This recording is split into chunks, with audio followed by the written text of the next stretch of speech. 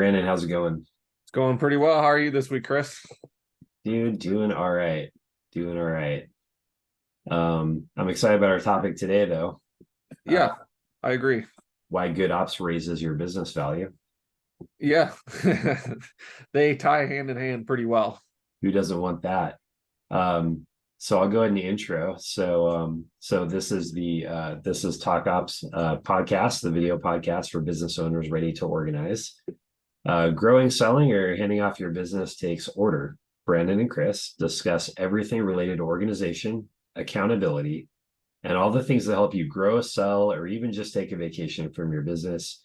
We're your hosts, I'm Brandon. Brandon, and I'm Chris, and we're stoked to talk episode 9 about why good ops raises your business's value.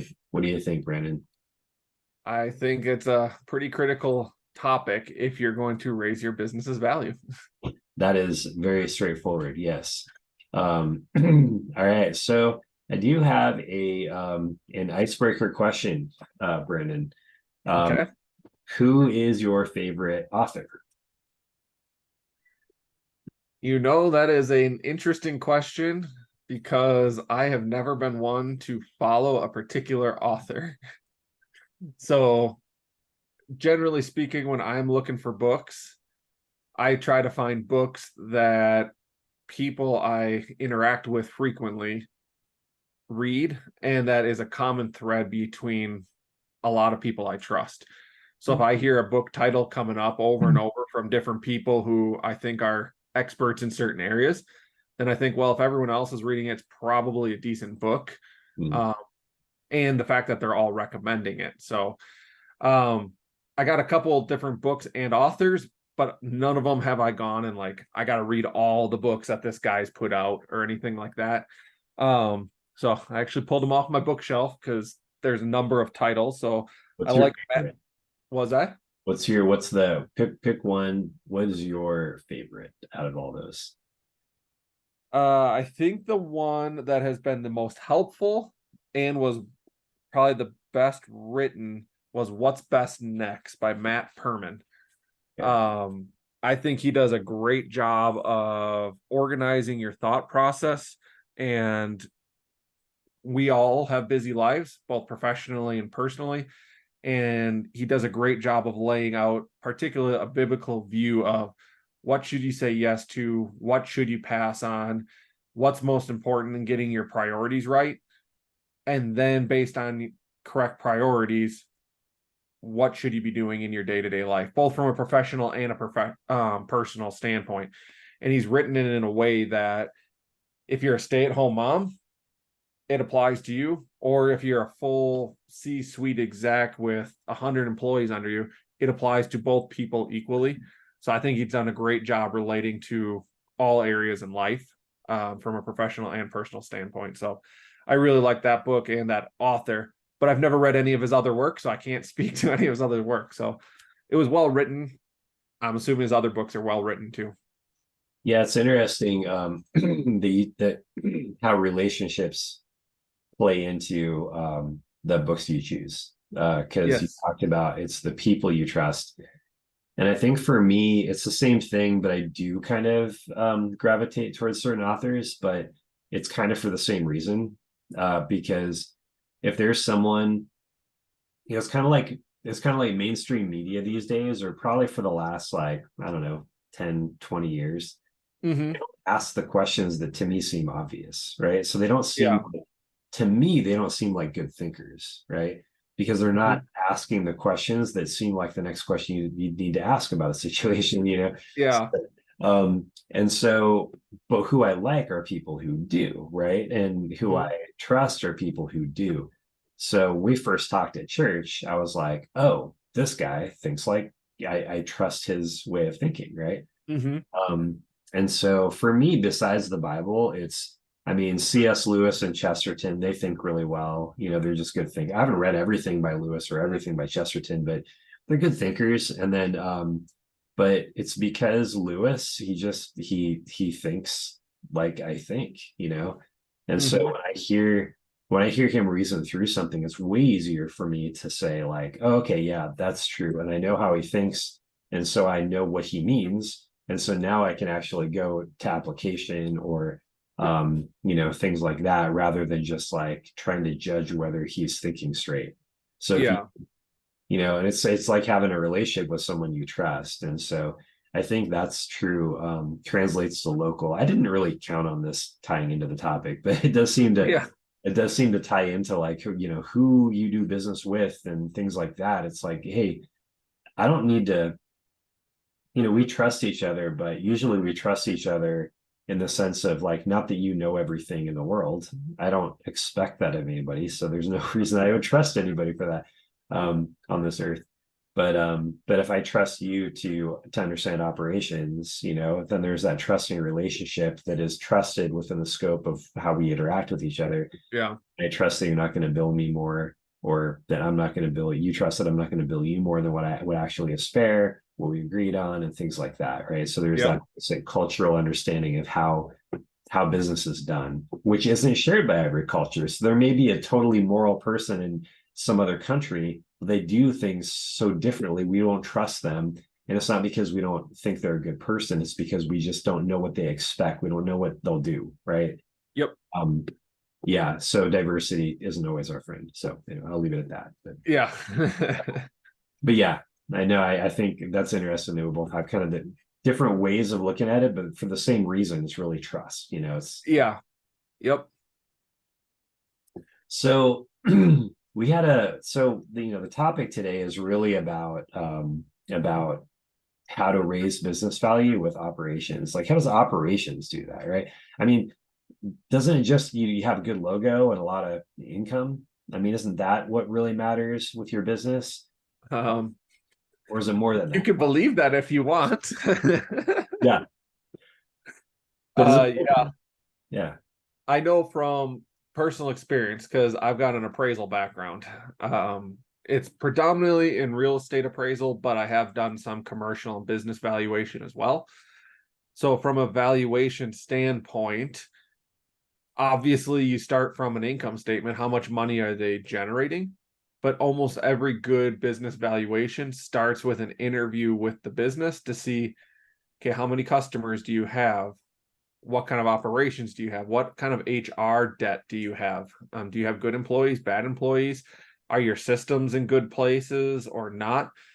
Because sure, you can show some revenue, but if the business is in a really bad place, that is still a riskier business proposition, and you might lower the value of that business. Same thing if you only have one customer instead of 100 customers. Great, you're showing $100,000 profit a year, but if it's all because of one customer, well, what happens when that customer leaves? The business worthless. So there's a risk factor in that, and that risk factor, without getting too detailed, goes into your capitalization rate. When you value a business, you take the income, divide it by a capitalization rate, and that values the business. Well, that capitalization rate, part of it is a risk factor. How risky is that business? Which is completely predicated on the operations of a business. Well, not completely, but a good chunk of it. So if your operations is bad, it's riskier, and you're not going to have as good of a capitalization rate. So it's like internal predictability. Yep. Yeah. Yep. Internal predictability, as well as some of that can be external predictability, where if you're in a really risky market, that can factor into your risk factor as well. That's but why you said it's today's almost factor. all. That's why that's why you said it's almost all operation, Yes. because there's that external. Yeah. So that Yep. Yeah. So you definitely, to bring it to today's topic, yes, you need operational efficiencies because it'll make your capitalization rate better and you'll get a better value on your business. Okay. So someone from the outside will look at it and say, oh, their operations are in good shape. That's most of the R, right? For the risk, right? That goes into that equation. Yeah, there are external market factors. Like, oh, the owner of the current owner knows that has information that there's going to be a reduction in demand. They won't always tell you that when they're trying to Yes, no, they won't tell you that part of first thing it. out of their mouths, right? So So yeah, so the internal, how I kind of framed up the topic is when everyone knows the goal and they know how to execute it, things simplify, right? Everything simplifies. Yep. You don't have to hire and pay geniuses for every role because it's the roles are simple. You don't have everyone doing something differently, like a different way, right? It's not like Yep. you don't need creativity in every customer service person where they totally handle things differently. You want them all handling things the same way so you can hire and train consistently so that the customers get a consistent value. These are all examples. So Hmm. and if that happens, then growth is just a matter of becomes more a matter of turning the crank, right? And dealing with Hmm. higher level management decisions, special things, which are rarer now. So, Yeah. And I um, would add to that, people who go to buy businesses generally aren't buying them just to have status quo. They want to eventually grow the business and increase their investment that they've got. Well, the biggest way to increase the investment is to increase sales. So they come into it knowing they have a project. I got to increase sales to increase business and grow my investment. But they're going to look at the operations and say, well, can the operation support increased sales? Because obviously that's what I want to do to increase my investment. Well, now if it can't, well, now I have to increase sales and I have to fix operations. Now that's two things they have to do to fix that business. And it's just, wow, this is going to be a lot more work. I'd rather find one that I can grow through sales and not, and the business will support that growth. yeah, It's going to make it more attractive to a buyer. yeah, interesting. Okay, yeah, I haven't thought about it exactly that way, so that's helpful. That's clear. That's clear. So yeah, and so it's interesting because like with you and I are eventually interested in buying businesses, and when I think about buying a business, I'm like, well, I want operational debt, because I want to have more. I want to be able to fix that and then have a stronger business. So that kind of makes sense. Then I would go in, I'd buy a business, fix all the operational debt, and then sell it at more of a premium. But then I also have a marketing background, and so maybe holding on to it and just working on like building that plan, turning the crank on that, building a Yep. good plan, and then just kind of turning the crank and measuring. So um, yeah, so that's interesting. So the the first thing I thought of was the principle of concentration of forces in business. Are you familiar with the idea, Brandon, of concentration of forces, like in the military sense? In the military sense, I'd say no, but I think I know what you mean for business viewpoints. But Yeah, I'll let you explain the military term. yeah. Um, so it's interesting. If you concentration of forces gives you a local advantage, right? So that's why it's always a part of anybody's tactics, even if it's small group like guerrilla warfare. There's Hmm. always a concentration of forces around a particular objective and a time, right? So but this is kind of in contrast with kind of a like like a general who doesn't know anything and doesn't really want to understand, doesn't isn't really a strategist. What they're more likely to do is say, well, let's distribute everyone along the whole line, right? But now every place is weak, and so Yeah.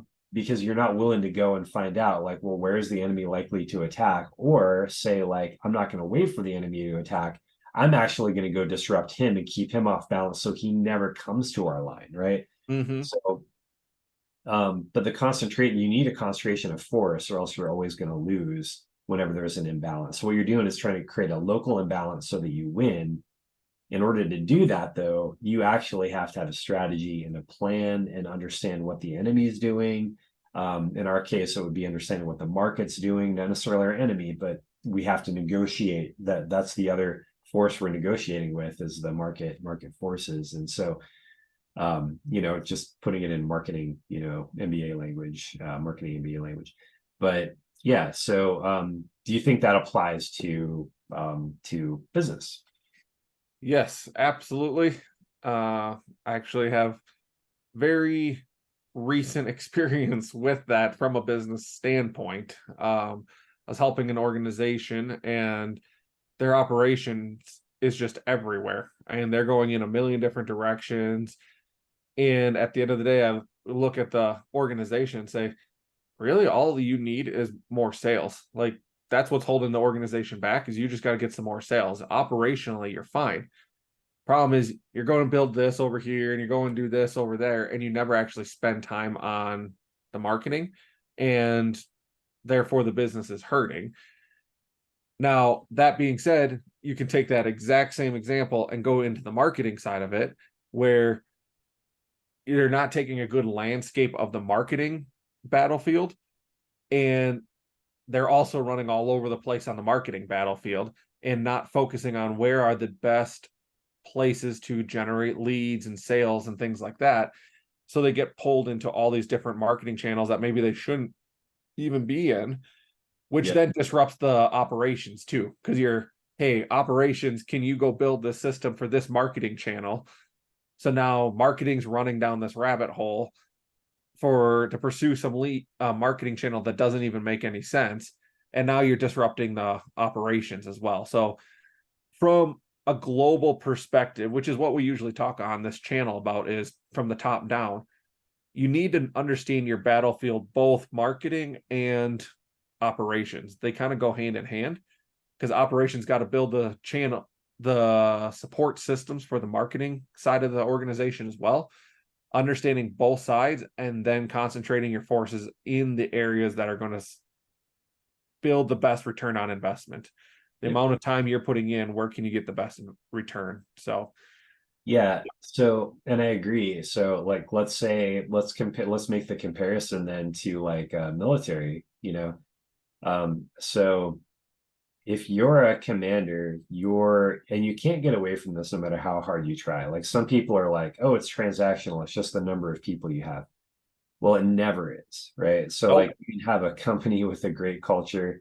Culture eats strategy for breakfast, but I also think it eats numbers for breakfast, because and Sun Tzu says, hey, don't go against a bigger force, right? Don't. Attack only when you have more people, right? But you can translate that in the art of war is not long, right? So it's not like he goes into all the except when, right? He doesn't do that. But I think what we can do is say, like, hey, if you have we do know that a small unit can disrupt a much bigger unit. Like, a special forces or a guerrilla tactics are pretty effective against big army, right? They're not as effective against special forces, right? So having that, there are a couple of things I wrote down thinking about. Do your SWOT analysis so that your unit knows what it's good at and what it's not good at, and then use what you're good at. Create your target packages, create your missions based on knowledge of how you get to give yourself the advantage over the enemy, right? Yes. So like guerrilla war, big army will concentrate forces and attack a point and just completely just take it over and annihilate it. Guerrilla unit will go in where you're not expected at a weak point, attack, and then disperse before the enemy really can get off its heels and actually start going after you. By that time, you're gone, you've evaporated, right? And so knowing your advantages, knowing your strengths, is great. That's a SWOT analysis, right? Yep. And then I would say I probably hogged up the one you could talk best about. And now I'm going to talk about a rebrand process. But the rebrand process is like values. And so that's a big part of the rebrand process, knowing your values. I talked to a buddy who wants to start a skateboard shop, and I'm just like, hey, here's why values matter before you make a logo or anything like that. Like, values are really what anchor everybody, right? Yes. So, and then the logo becomes a symbol of those values and that culture. So, but if you have the SWOT and everybody in your organization knows what you're good at and knows what you're bad at, and you have a plan to fix some of the things you're bad at, and then you just decide not to try to be good at some of the things you're bad at. Now you understand what you're really good at, and you can be really effective. And then that culture and values, that rebrand process, culture and values, get everybody on the same page as far as like, well, what do we care about, and what do we, how do we serve people? Like, what's in our hearts? Hmm. Like, Yeah. And I think they definitely go hand in hand, in that the SWOT analysis, you can do it from multiple different levels. I mean, you can, if you're a product business, what are the strengths and weaknesses of your product? And obviously target the strengths of it and don't shed too much light on the weaknesses of it. Now we're not saying hide anything from your consumers or anything like that, but you definitely want to use the strengths of your products. But you can take it a step further. You can do SWOT analysis on members of your team. What are different people good at and not good at? Um, so that you're using your talent pool to the best of your ability. Which, if you're using your talent pool to the best of their abilities, it's generally going to increase your culture too. Trying to tie them together, because they're going to feel valued. They're going to feel like, hey, they actually value my skill set, and I want to be here because they're using my skills. I've worked for multiple employers where they did not use all of my skill set, and I'm sitting there, I'm like, I'm bored. I have nothing to do. I don't get to do what I like to do. I could be bringing more value, but they don't listen to me. And it creates such a poor mental attitude in employees. I know we're supposed to be above that, particularly as Christians and stuff like that, but it's partly human nature that you want to be useful, you want to help and do things. So if you do your SWOT analysis on internal people, you can build that culture. And then you can also do the SWOT analysis on your processes. What are our processes really good at? Are we good at distribution? Are we good at fulfillment? Are we good at data analysis? And then play to those strengths of those processes as well. So, and then that's going to pull back into your culture, because your employees will see you've got good process now. So I think your values, your culture will all play into your SWOT analysis, and they just play back and forth. yeah, and you said something interesting. It's marketing related, but you said you don't talk about the weaknesses of your product.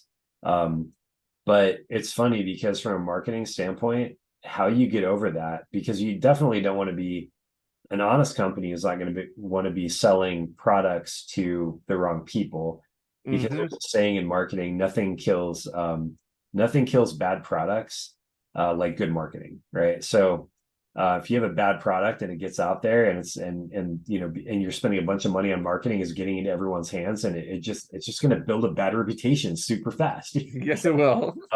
And so but the other side of that is, from a marketing standpoint, what you're really doing is you're saying, look, I'm not going to talk bad about my product, I'm going to talk about its strengths. But here's the thing, it was designed for these strengths. It may have weaknesses compared to another thing like it, but it's not like that. It's different. Yeah. I'm going to choose by my audience how I talk about my product. So basically, I'm going to say, okay, if my product is good for lawyers, but it's not good for accountants, I'm not just going to be like, oh, look, my product's good for things, right? I'm going to say, no, Yeah. my product is good for my product is good. It does this, this, and this, and I'm going to market to lawyers. So Yep. by my choice of audience, I am implying and basically asserting the usefulness of my product or service or Yeah, whatever.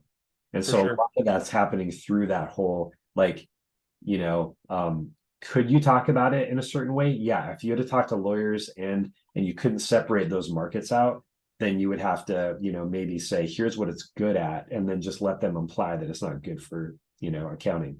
But because Yep. you choose the audience, now you don't have to use valuable message to do that. You do that by how you choose. So Hmm. yeah, so there are ways to skin that cat. But yes, yeah, just Absolutely. wanted to comment on that before we went. But yeah, totally. SWOT analysis, and then so some real strengths, um, and then values. So now everybody who's at your company, you have to explain less about every situation. Now they're armed to handle, whereas before they might be able to answer their own questions 50% of the time when a new issue Yeah. comes up. Like your customer service manager, let's say, new issue comes up, like now that you have these, what your skill, you do what you're best at, what your values are, Now that customer service person knows now how to handle 95% of the issues that come up instead of just 50. Guess who Mm-hmm. that's less stress on? It's less stress on your higher paid manager or director of that person. And by extension, it's less pressure on you. Yeah. Yeah. And I mean, to bring this full circle, not to try to, it probably leads into our next point, but when your people are more efficient and your processes are better, the value of your organization goes up Yep. because you just got better operations, things run smoother, and you don't have to have someone come in and try to organize all of that stuff. So Yep. these SWOT analysis and rebranding is kind of the foundational components. And we've talked a ton about top down and everything's got to start at the top. These are some of the strategies that people at the top can employ to start that process and to start building it from the top down. Mhm. So where we've talked from in the past, high level theory, here's how you do it. These are a little bit more practical day-to-day things you can do at the top to start that process. At least that's how I view it. Yeah, yeah, totally. No, I totally agree. These are processes, and I do think that it matters who does them too, right? I mean, you want to, like, if I were hiring someone to do these things for me, I would say, okay, I'd want to know that they understood the SWOT analysis.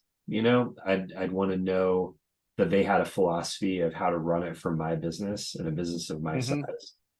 I wouldn't necessarily want to be like, oh, how many have you done for my type of businesses before? If they have that, great. But at the same time, my business is different. And if for a strategic conversation like this, I really don't want someone trying to apply a pattern to my business. Like, Mm-hmm. having a little knowledge is good, but I want them to just be thinking of my business as an individual business. And so I'm going to look out for those people who are like, oh, we can do that super quick. We've done it for this, we do this for all, and fast talkers. I want someone who's like, yeah, your business is different, and here's why. And and then I'm going to say, okay, you get it. Like, you think well, right? Kind of like the favorite author thing. Like, sounds like you Yeah. think like I need you to think for this. Mm-hmm. Same thing Yeah. with, yeah, good. I was gonna say, I think it's got to be one of two things. Either leadership needs to do it if they've got the skills, the abilities, the experience to do it. Mhm. Leadership should do it. If they're not confident, this is something that you most probably shouldn't delegate down too much. You should then probably hire it out somewhere, either bring in a third party integrator or someone who does have the experience, because this does have to be looked at from the top of the organization. If it's a product, I mean, you're looking at the whole product scope. If it's your employees, you can't have someone at the bottom doing a SWOT analysis on the mid-level managers or the C-suite people. I mean, this has to be from the top down. And if your leadership can do it, great. It can save you some money. If not, really need to hire, contract it out with someone who's got the experience. They're objective. They're not going to try to just do it to do. They're not going to do analysis that leadership wants to hear. They're going to be honest and say, here's where I really see your weaknesses are. Um, Not just, oh yeah, you're great because I want you to stay as my customer or something like that. But someone who can do an honest analysis of it. But it definitely needs to be a high level conversation, not something that you just delegate down. Yeah, I totally agree. That's a good point. So so it doesn't matter how small or big you are, you can get everybody focused. You don't necessarily, I mean, these steps, you do have to have a sense of brand, you have to have a sense of values, and you have to have a sense of strengths, right? And Mm-hmm. weaknesses. um so the formality of that process can vary with people. Sometimes it starts as a conversation with, maybe it starts with, you make a comment on our video, comment and like our video and subscribe. Yeah, Yeah, very but subtle. sometimes it starts with just like making a comment, getting it out there, and then we respond, and then you're like, oh, I have a buddy who in my area or whatever who, does something similar, whatever. But getting that conversation going and then talking about like, hey, what are our strengths, and really taking that time. And sometimes you have to break away from the day-to-day of business in order to get that to happen, in order to think like that, like a retreat or something like that, where you just kind of get away from the emails a little bit, take a Saturday, go up to the mountains, no internet, write down your stuff. So Funny you say that. I'm actually literally doing that next week. I'm going up to the mountains for a week to get away and to try to gain some perspective on my day-to-day job and what can we do better at our organization and things like that. So funny you say that. I'm doing that next week. That's perfect. So we have one more point we thought we'd talk about. I think we should kind of stop here. I say we close it up and maybe save that for the next conversation. Brandon, are you okay? Yes, I would agree. Yep, I think we've covered a lot of material. And if anyone doesn't, I would add, if anyone doesn't know what a SWOT analysis is and you'd like to get a little bit more description on what that is and how it could be used to your business, let us know. And that's something we can always make another video on. Is let's just go through what a SWOT analysis is, how you'd use it, and apply it. We kind of at times assume people know. We're operators and integrators, and this is things we've done day in and day out of our lives. So we assume other people know what that is, but we don't want to make false assumptions either. So if you do want to hear about it, let us know, and we can do a whole video just on that. Yep. Yeah, it's like an MBA type tool. So not everybody has / needs an MBA. It's common sense when you really break it down. But yeah. Well, this has been another episode of Talk Ops with Brandon and Chris, where we encourage business owners to organize their business to get more money at sale, help your kids succeed if you're handing it off to them, or just take a vacation without worrying about what's going on at work. So please comment, like, and subscribe, hit the notification bell. We love your comments and questions, as Brandon just said. Got a suggestion for another topic? Put it in the comments. Thanks so much for joining us. We'll talk to you next time. Good talking with you, Brandon. Good talking with you. All right. All right. Bye.